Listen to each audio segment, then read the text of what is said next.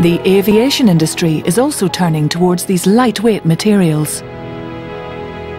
Boeing has recently integrated a number of technologies, including carbon fiber composites, into the Dreamliner airplane that saves a fifth of the fuel at no extra cost.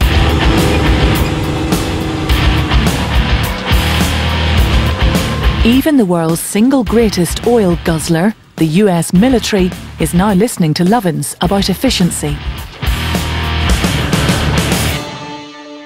Meet Dan Nolan, a retired colonel, but still a man on a mission. These days, Nolan tours US military bases, like this one in Arizona, spreading a green message. Okay, so you're using one of your great resources, the sun here, to warm the water in the pool instead of using electricity. Absolutely, one of the best natural resources. Nolan himself turned green in 2004 while analysing US casualties in Iraq. What we determined is that the most dangerous thing to do was to drive fuel around the battlefield. That's where we were being attacked. It was sort of an epiphany for me. So I started looking at it from a larger, grand strategy sort of way, that if we were not dependent on these fossil fuels, we might not even be here in Iraq.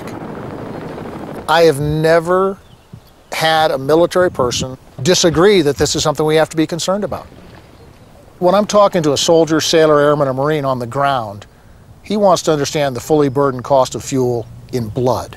But in Washington, they wanted to understand the fully burdened cost of that fuel in dollars.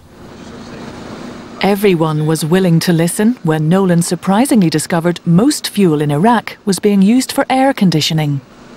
We came up with the idea of putting spray foam insulation on the outside of tents. It was very effective, and we found that we saved from 40 to 70% of the power. But he has mixed feelings about overall progress. Right now, we are moving in the right direction, just not fast enough. The United States military can lead this nation in this era. Just as they did with equal rights for women, with the integration of the forces. I personally believe that if the military goes green, the rest of the country will follow. Nolan is now working on his own end game. Our dependence on oil has affected our foreign policy. We can't go back and change the past, but we can change the future. Reducing or eliminating our dependence on oil could, in fact, reduce the likelihood of war. It is the ultimate peacekeeping operation.